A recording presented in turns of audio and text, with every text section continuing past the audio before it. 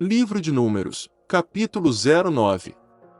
No primeiro mês do segundo ano desde a saída de Israel do Egito, o Senhor falou com Moisés no deserto do Sinai e disse: Instrua os israelitas a celebrarem a Páscoa no tempo determinado, ao entardecer do 14º dia do primeiro mês. Siga todos os meus decretos e estatutos a respeito dessa celebração. Então Moisés instruiu o povo a celebrar a Páscoa no deserto do Sinai, ao entardecer do 14º dia do primeiro mês. Eles celebraram a festa ali, conforme o Senhor havia ordenado a Moisés. Alguns dos homens, porém, estavam cerimonialmente impuros por terem tocado num cadáver, e não puderam celebrar a Páscoa naquele dia. Eles se dirigiram a Moisés e Arão no mesmo dia e disseram: Ficamos cerimonialmente impuros, pois tocamos num cadáver. Mas por que estamos impedidos de apresentar a oferta do Senhor no devido tempo como os demais israelitas? Moisés respondeu: Esperem aqui até eu receber instruções do Senhor para vocês. Então o Senhor disse a Moisés: Dê as seguintes instruções ao povo de Israel.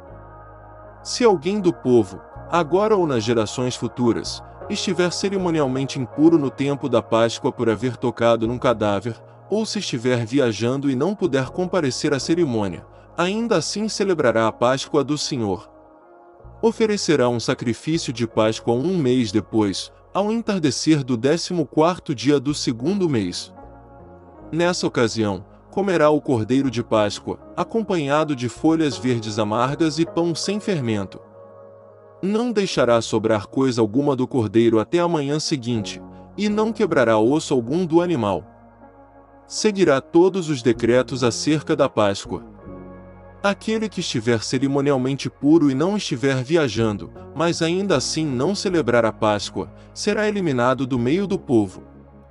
Se não apresentar a oferta do Senhor no devido tempo, sofrerá as consequências de sua culpa. E, se algum estrangeiro que vive entre vocês desejar celebrar a Páscoa do Senhor, deverá seguir os mesmos decretos. Esses decretos se aplicam tanto aos israelitas de nascimento como aos estrangeiros que vivem entre vocês. No dia em que foi armado o tabernáculo, a tenda da aliança, a nuvem o cobriu. Desde o entardecer até o amanhecer, a nuvem sobre o tabernáculo parecia uma coluna de fogo. Era assim que sempre acontecia: à noite, a nuvem que cobria o tabernáculo tinha a aparência de fogo. Cada vez que a nuvem se elevava da tenda, o povo de Israel levantava acampamento e a seguia. No lugar onde a nuvem parava, eles acampavam.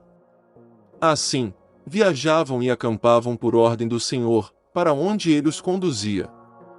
Enquanto a nuvem estava sobre o tabernáculo, permaneciam acampados.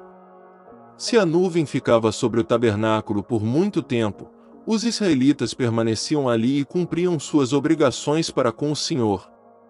Às vezes a nuvem permanecia apenas alguns dias sobre o tabernáculo, de modo que o povo também ficava apenas alguns dias, conforme o Senhor ordenava.